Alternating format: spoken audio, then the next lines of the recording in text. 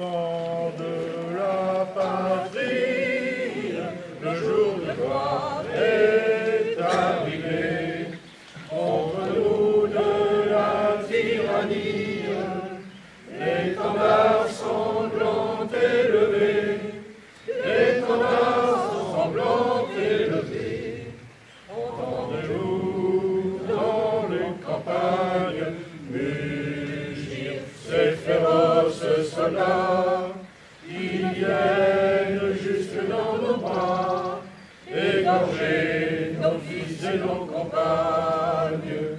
Aux armes, citoyens, formez vos bataillons, marchons, marchons, qu'un sang impur abreuve nos sillons.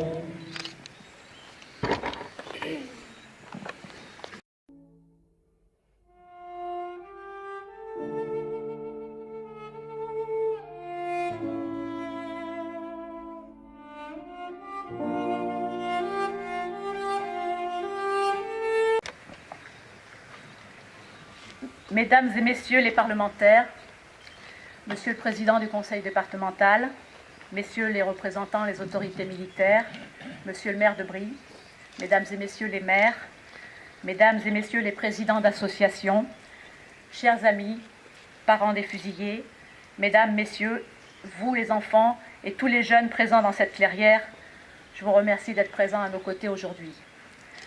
Je dois tout d'abord vous présenter les excuses de personnalités qui ont été retenues par d'autres engagements et qui n'ont pu se libérer aujourd'hui. Monsieur le préfet de la Charente et Monsieur Patrick Rulac, directeur des services de l'Office des anciens combattants, en raison du devoir de réserve qui s'impose à eux en période électorale, n'ont pu être à nos côtés. Monsieur le sénateur Michel Boutan, qui souhaitait être avec nous jusqu'à hier soir, mais qu'un souci de santé a empêché en dernière minute. Le colonel Domartin, délégué militaire départemental commandant la base de défense d'Angoulême, qui était engagé aujourd'hui par ailleurs avec l'Ordre national du mérite qui remet le prix du civisme pour la jeunesse. Madame Fabienne Godichaud, maire de Saint-Michel, et Monsieur Francis Laurent se sont également excusés. Monsieur Laurent, maire de Mornac. Également quelques amis présidents d'associations qui sont tout de même représentés ici même par leur porte-drapeau ou leurs membres de bureau. J'ai un petit clin d'œil amical à nos fidèles et efficaces serviteurs de l'association, Paul et Annick, qui avaient d'autres engagements aujourd'hui. Mais j'ai aussi une pensée émue pour Guillaume Tared, qui ne peut plus participer à nos cérémonies. Son état de santé a nécessité son entrée en maison de retraite.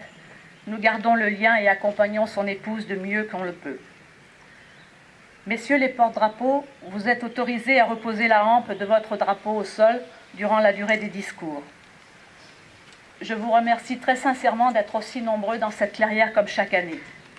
Vraiment, votre présence nous touche.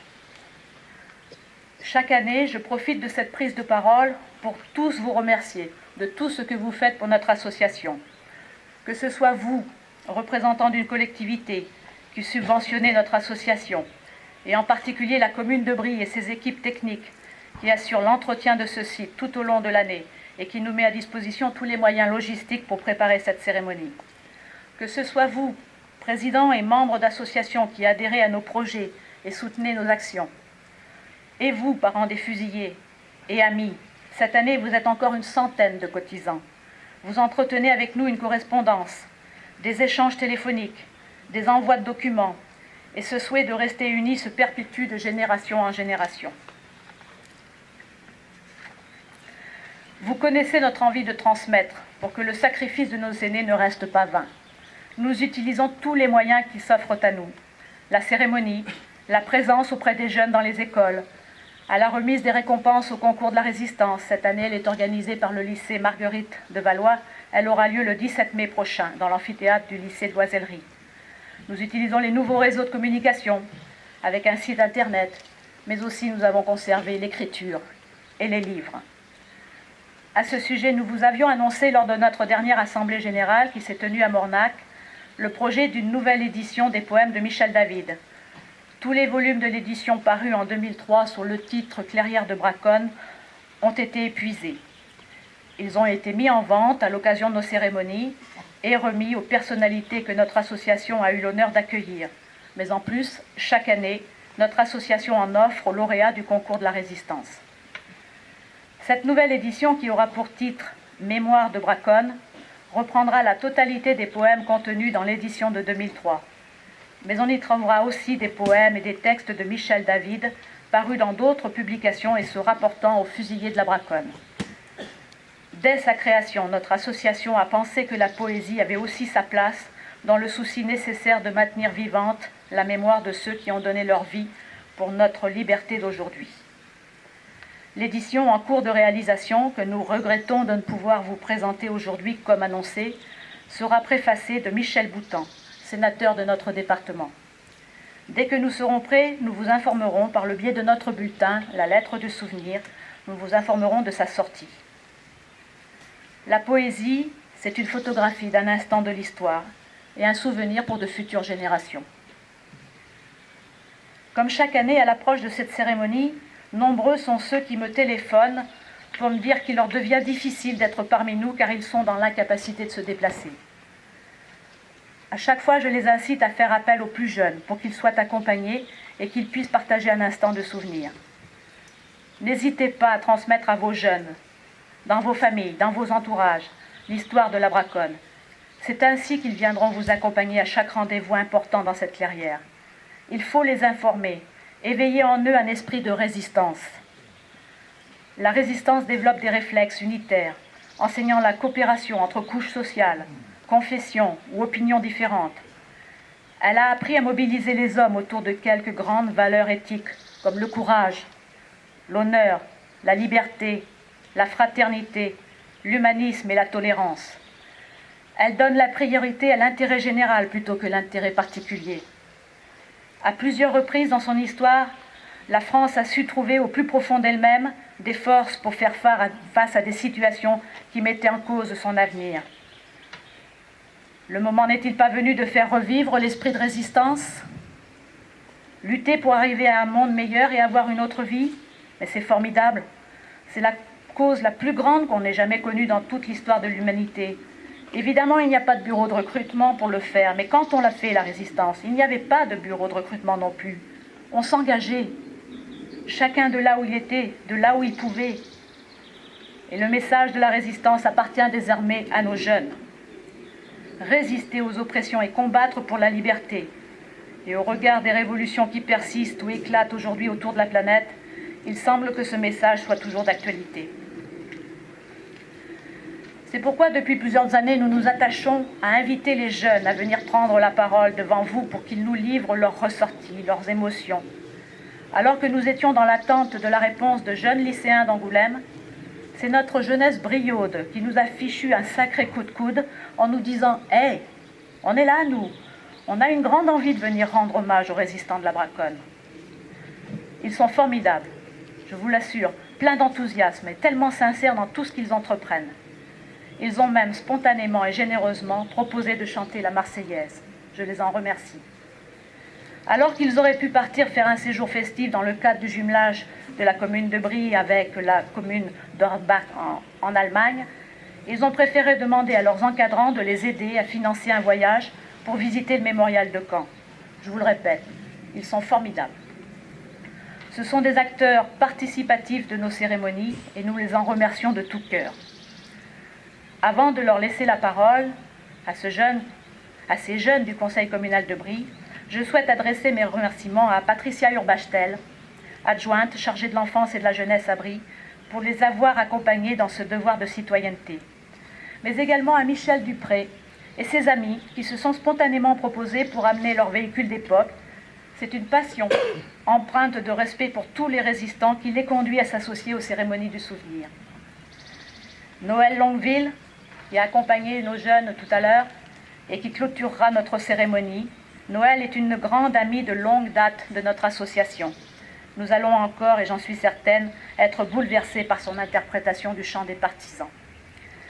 Je remercie également la commission animation municipale de Brie, qui est en train de nous préparer le verre de l'amitié, auquel nous nous retrouverons tout à l'heure avant de nous quitter, peut-être dans le chemin plus haut si la pluie nous épargne, ou bien sous le préau de l'école de la Provoterie à 2 km d'ici.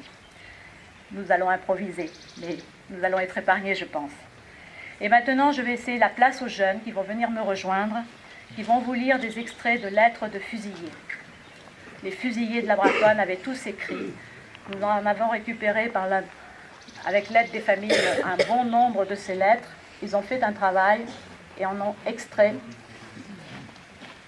quelques lignes.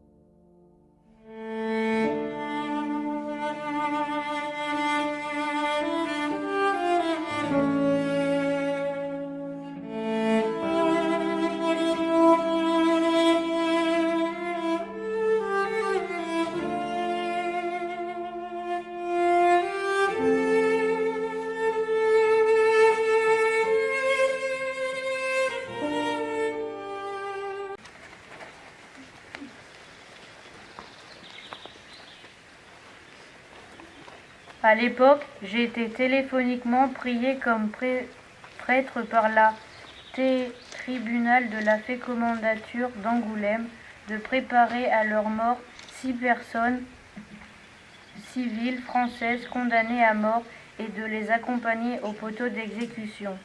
La sentence de mort fut exécutée sur le terrain d'exercice d'Angoulême par une unité de SS et par fusillade. Il n'y avait pas de membres de la police de la sécurité présente.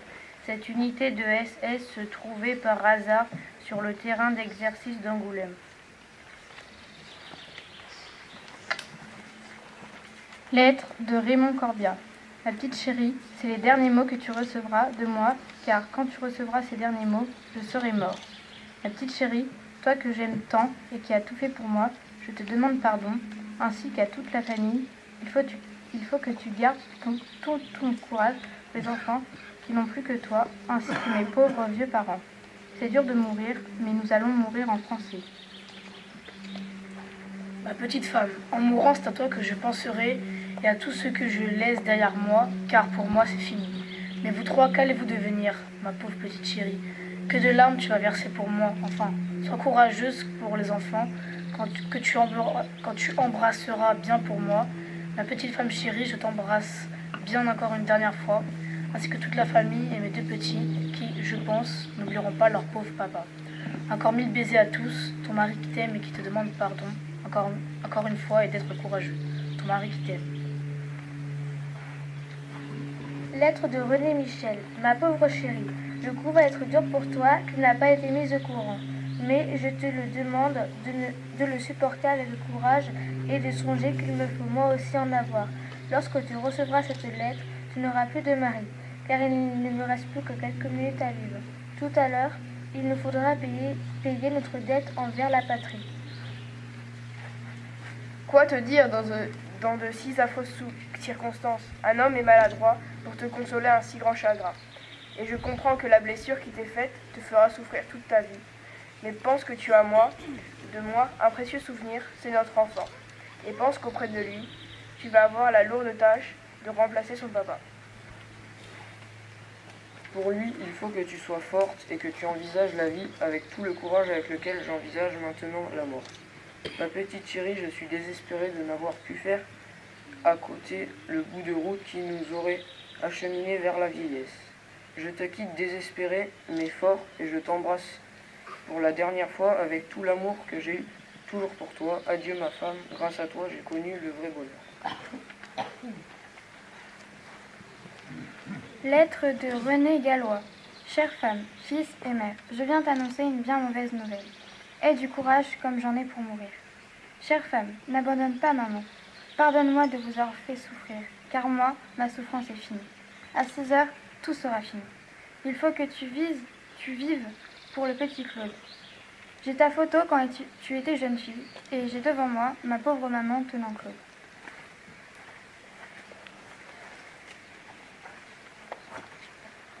Nous allons mourir tous les 6. Nous devons être forts jusqu'au dernier. Je meurs en français et pour mon pays. Que veux-tu? C'est bien pénible une pareille situation. Aie du courage pour ton fils, qui est mignon. Tu pourras dire à ton fils plus tard que son père est tombé en brave. Tu n'as pas à rougir de moi. N'abandonne pas ma chère maman. Mes derniers moments sont pour vous 3. Si j'ai agi comme ça, c'est que j'ai été blessé dans mon amour-propre. Armand me traitait de planqué. Tu pourras lui dire que j'ai fait mon devoir de français.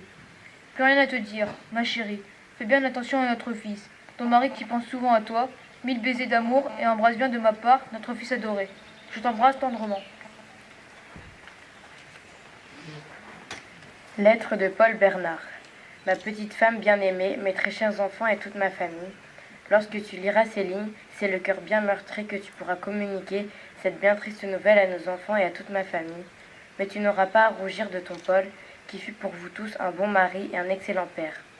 Je te recommande une dernière fois d'élever nos enfants dans l'honneur et la probité. C'est mon dernier vœu le plus cher. Tu connais ma bonté, je n'ai aucune rancune et aucune haine pour personne sur cette terre. Pour toi, ta vie est brisée, et c'est dans une minute d'égarement que je l'aurai brisée. Une ère meilleure succédera sans doute à cette horrible guerre. Et les hommes, conscients de leurs devoirs et animés d'un désir de paix, devront rétablir un ordre nouveau, afin de ne jamais connaître ces mauvaises heures que vivent les hommes du monde entier en ce moment. Espérons qu'à cet épouvantable cataclysme succédera le rayon de soleil éternel. Ils obéissent aux lois de la guerre. Je n'ai aucune haine pour eux. Je maudis seulement les hommes qui nous ont imposé cette guerre. M'ont-ils bien réfléchi eux-mêmes, et n'est-ce pas seulement l'égoïsme personnel qui les a fait agir ainsi? Encore une fois, adieu, je vous embrasse. Une dernière fois, tous, aussi tendrement que je vous aime. À vous tous, que j'aime et que j'adore. Adieu pour toujours. Soyez bons et aimés. Il n'y a de vraie joie que dans les émotions du cœur. L'être le plus petit, le plus méprisé, vaut souvent des millions de fois plus que les êtres éloquents et les plus habiles.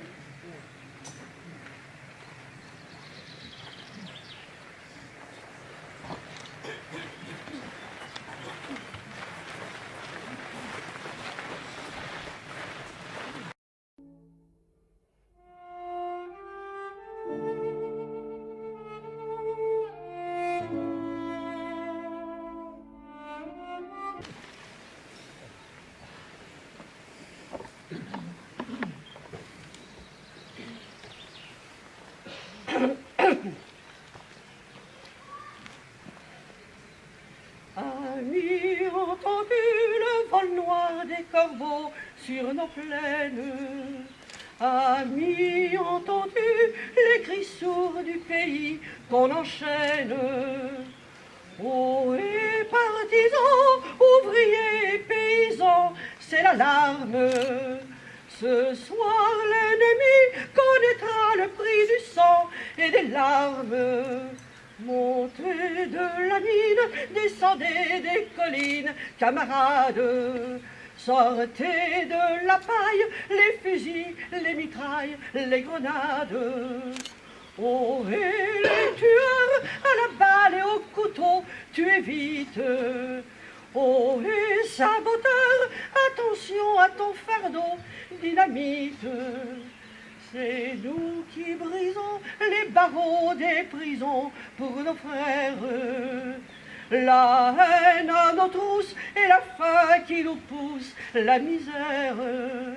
Il y a des pays où les gens au creux des lits font des rêves.